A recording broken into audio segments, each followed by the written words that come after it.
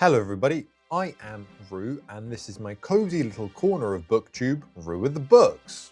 One of my 2026 reading goals was to catch up to the Dungeon Crawler Carl series before the release of book number 8, The Parade of Horribles.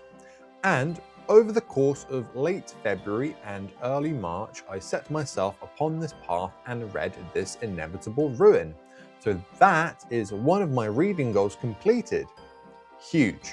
So, in this video, I will be reviewing this fantastic book, going over some of the plot points while trying to be as spoiler-free as I possibly can, because of course, I do not want to spoil this brilliant book for those of you who have yet to read it. Before I get into all of that, be sure to press the like button to support my content and tell the YouTube algorithm to recommend my videos to people.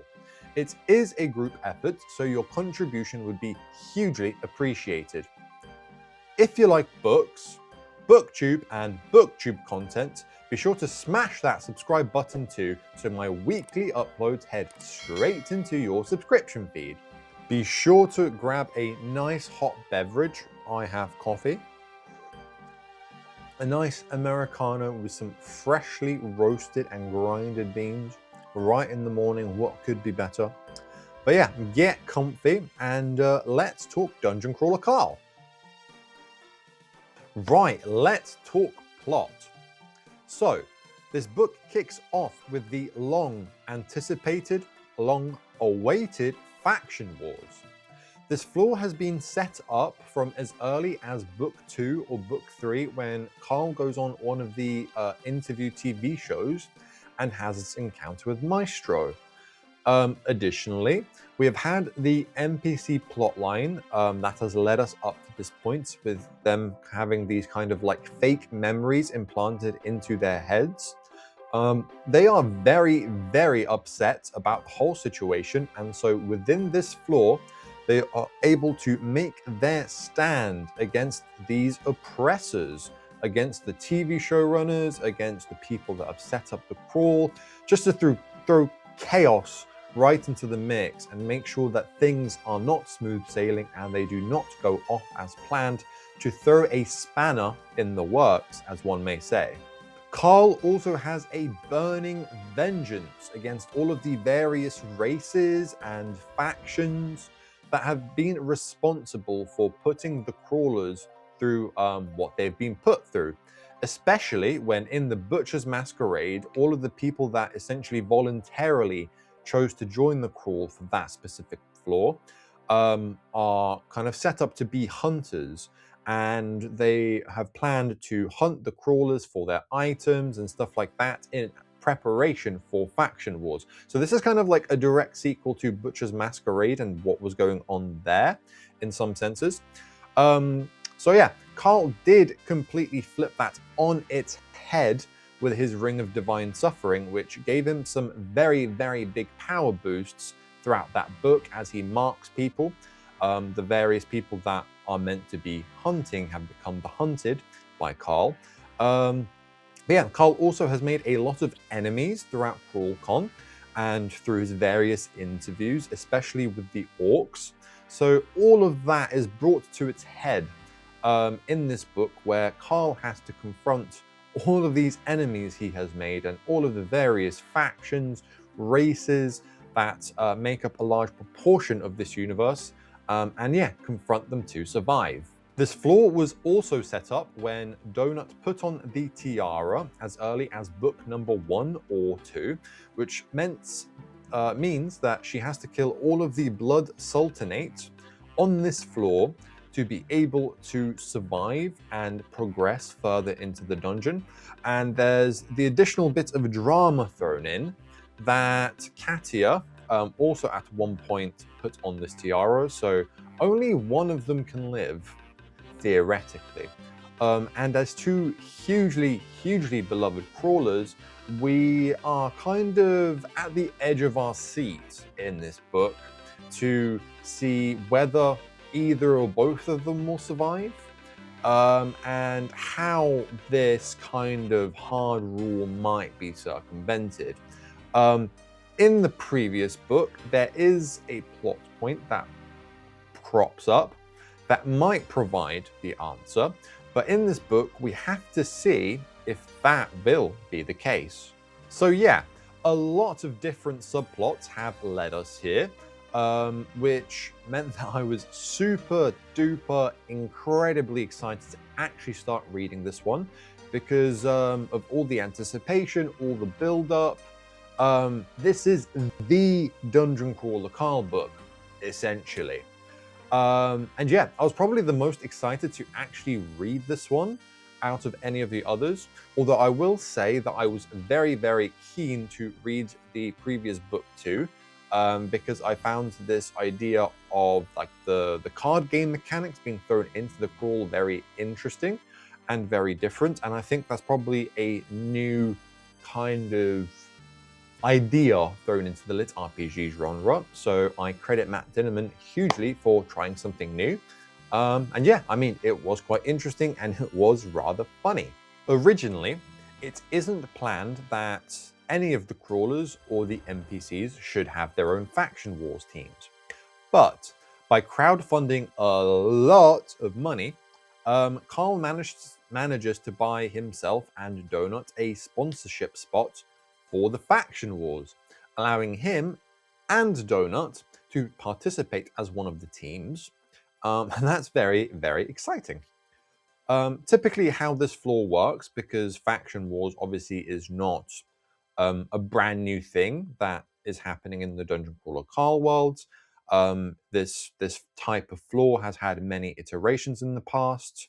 But yeah, typically how it works is that the crawlers will join various teams, or they are conscripted against their will to have to kind of play for one of the factions. Or they might just hide and try to kind of ride out the storm for this floor to try and get through the stairwell down to the next one. But Carl does really, really ramp up the stakes in this book by having his own spot, his own team, and it does give the crawlers a bit more of a fighting chance, and it kind of provides the avenue that a lot more crawlers might actually survive and get onto the next floor, as is supposedly, or as is standardly the case, because think if all of the crawlers are split across the 9 teams, only one team can win, so essentially maybe 1/9 of the crawlers, let's maybe be generous, say 1/7 of the crawlers, 1/6 of the crawlers might survive and go on to the next floor. But in this case, because a lot of them are on Carl's team, if he wins and is able to go to the next floor, a much, much bigger proportion of humanity survives and goes on to the next floor, or is able to take various contracts to essentially not have to do the crawl anymore and serve this kind of game show, this crawl, across many more seasons in the future. Anyway, that is it for the context side of things. Now, how does this floor actually work? Well, first of all, Faction Wars is split into multiple phases. First of all, we have the initial ceasefire, then the ramp up, then open hostilities, and eventually the crowning of a winner of who wins Faction Wars in this crawl. So I'll explain each of these different parts a little bit because I think it is good to know the structure of the book in some senses.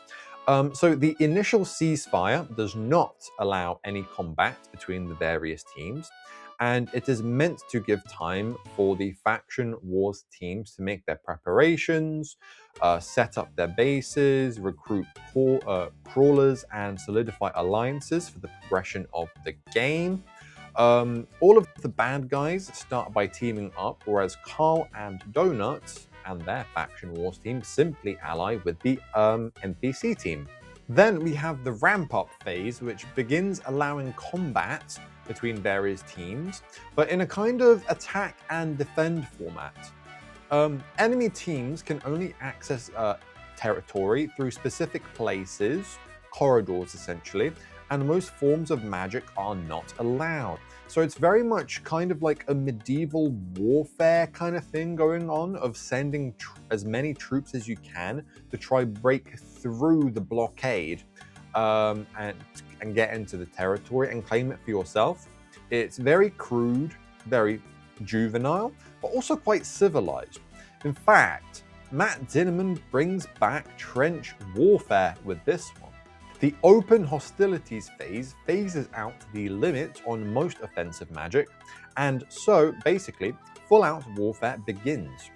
To defeat an enemy team, you have to break through their defenses, capture their throne room, and then hold it for 6 whole hours. If you manage to do so, that team is then defeated, and essentially all of their territory, their troops, and their resources become your own. It's basically domination. The more teams you defeat, the more troops and resources you have, the stronger you are, and the easier it becomes to win faction wars. Aggression is heavily rewarded. And there we go, that is the gist of faction wars. Of course, the final phase, the crowning of the winner, is what it says on the tin, no explanation needed. The action in this book is insane. I would go as far as to say that it's perhaps one of the best in the series for its action. In typical Matt Dinniman fashion, he doesn't tell you what Carl's plans are throughout the book. It is all show and absolutely no tell. Stuff kind of just happens, and you experience it all in an incredibly fast-paced way. What made the action so good in this book is just how clear everything really was. I feel like in a lot of Dungeon Crawler Carl books, when everything goes crazy and it's all super duper chaotic, it's very difficult to actually understand what is going on.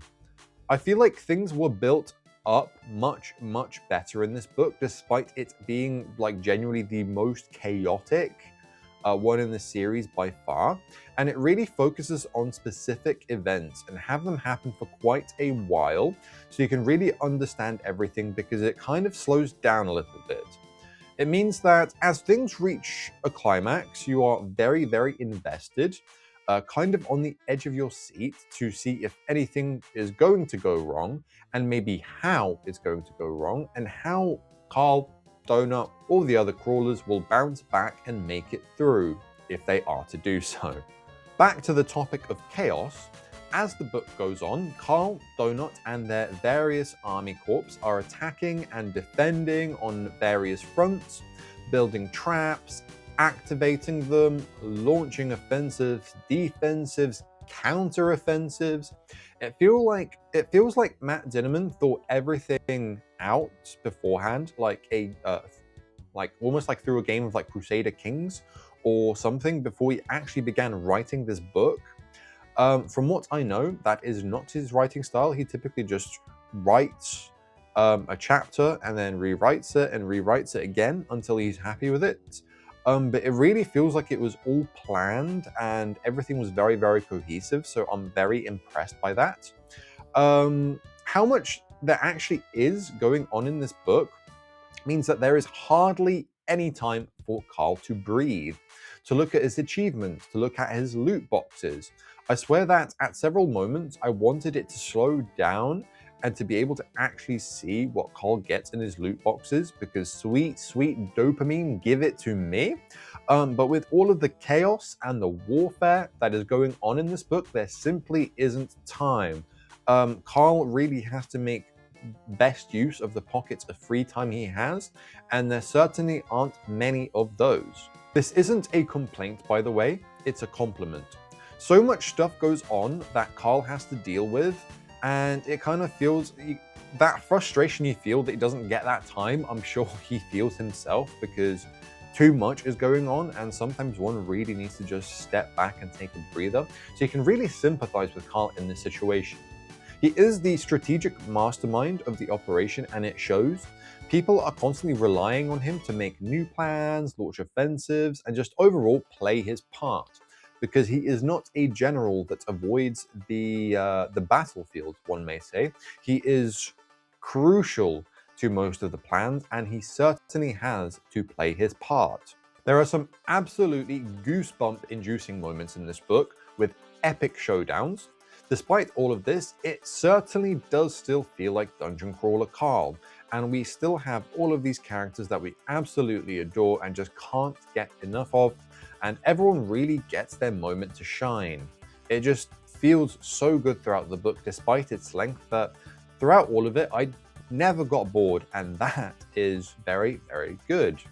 I was just completely immersed in the story, in the world, in the characters, in the action, in the planning, in absolutely everything. In typical Matt Dinniman fashion, when stuff hits the fan, it hits the fan hard. He is such a brilliant author when it comes to just building stuff up and up and up and up. So much so that you don't even know when it's going to stop building, when the inevitable crash is going to happen. Stuff just gets more and more ridiculous throughout this book, and it just gets more bonkers as you read.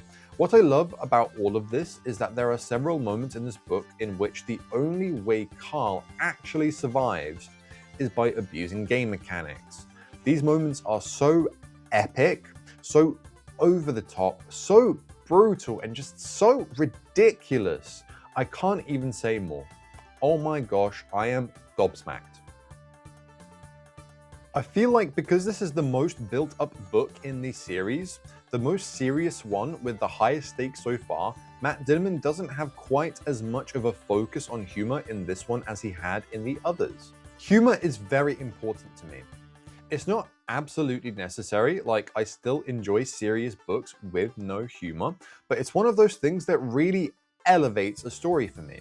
If I can enjoy a book and laugh while doing so, it just makes me enjoy it all the more. Regardless of this, I feel like because I'm so invested in the characters, the plot, the subplots, the diversion from the focus on humor really didn't feel like that much of a negative.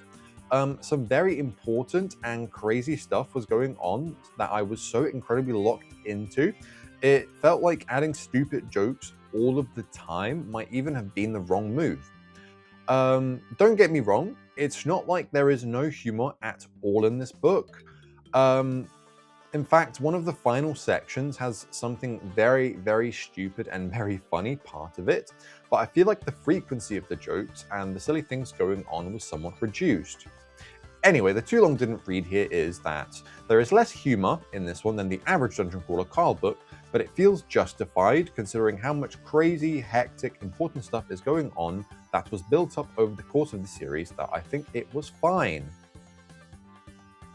Okay, so now we are on to my overall thoughts section of this review. So, the plot that has been built up over the first 6 books of this series finally comes to fruition. Stuff never felt slow or boring up to this point, so it's not like a, oh well, we finally get the payoff for everything now kind of thing. Everything has been great up to this point, but this book really feels like a celebration of everything that has happened so far, and a conclusion to a lot of subplots that have been running for a good while. So I'm really excited to see where the story goes next. Of course, we know that there are many more flaws left for Carl to conquer, but potentially he might leave early and take a good lucrative contract, but I don't see this being the case. Now, either way, stuff has to crash and burn, and I'm excited to see how Matt Dinniman pulls all of this off. The structuring of this book was fantastic. At any given moment, it's easy to know what the enemy is capable of, the progression of Carl's offensives, the state of the game. This led to the action sequences and crazy plans feeling like they were really progressing the plot well. Over the course of the book, we get little segments detailing the overall state of the game, which felt nice and was a good little refresher. One thing I haven't touched on yet in this review, but I really enjoyed, was that there were little interlude chapters in which Matt Dinniman gave some backstories and context behind certain authors of the Dungeon Anarchists cookbook and their current status. This helped introduce some new characters into the story that I very quickly grew to love. In addition to all of the new characters, we also had all of the old favorites, fellow crawlers who all have their own moments to shine throughout the book. Everybody feels like they play a role in this one, and nobody actually was forgotten, I think. I really appreciate that because it feels like the investment of learning about all of these characters and seeing everything that they have gone through over the course of the crawl has paid off, because they all played a role in this crazy flaw and in Carl's plans. The one thing I can kind of critique about this book is that the lit RPG bloat really starts to feel real in this book. Carl and Donut have so many abilities and power-ups at this stage that I don't actually remember what everything does. The Dungeon Crawler Carl wiki at this point is a great resource, but it does take me out of the story to have to go and look things up because there is so much going on. It didn't bother me too much, and I still love this book a whole hell of a lot, and it's probably my new favorite Dungeon Crawler Carl book, but I definitely can see how it might bother some people. If you binge this whole series, it's probably not so big of an issue, but I did take a 1.5 year break in between books 5 and 6 because I didn't want to catch up to Dungeon Crawler Carl yet and have no more of those books to read. Self-inflicted, I suppose. But yeah, to be fair, I think it's not really a fair criticism because this series is so massive. And I think it's more of a lit RPG thing than a problem with Matt Dinniman's writing. So I'm not really going to knock a star off for this one, but just heed the warning that you might need to Google stuff sometimes in case you forget, because there are a lot of different powers and abilities, and they're not necessarily explained again, because we're expected to know what they do already by this point. One thing that felt super awesome about this book is the progression of the AI and the overall kind of like political implications of this book.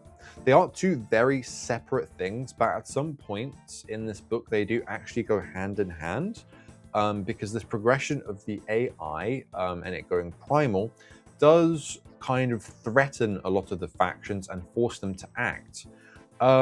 Yeah, so we get a lot of interesting stuff in this book about the AI going primal, which is another subplot that has been building up over the course of the series. It going primal causes some of the important characters to make some very dangerous, intense, and provocative decisions that push the plot forward in some strange but interesting directions. Also, as this book has been built up for so long now, the decision to have these universe-shattering situations play out felt so incredibly rewarding. There has been so much drama, so much build-up, and to see the state of the universe, all of its various races and factions do such a massive 180-degree turn and crash so hard further made the payoff of this book feel even better. Anyway, let's get onto the rating section. As I just mentioned, it's my new favorite Dungeon Crawler Carl book. The structuring was brilliant, the action was amazing, the payoff from everything felt so perfect, and considering that this book has been built up for so long, that is such a huge, huge feat. So, overall, I rate this book 5 stars out of 5. Thank you so much for watching this video. If you have made it this far, I hope that your cat starts talking to you today. That would be cool, right? If you haven't done so already, be sure to leave a comment on today's question. If you don't feel like it, I would also love to hear what you are currently reading or what you last read and what you thought about it. I reply to all of my comments, so I would love to have a chat with you down below. I also have some social media outside of YouTube you can check out and connect with me on, those being Goodreads, TikTok, Instagram, and Storygraph. Anyway, I hope that you have enjoyed this video and also your beverage. I'll catch you soon. Until next time, Root out.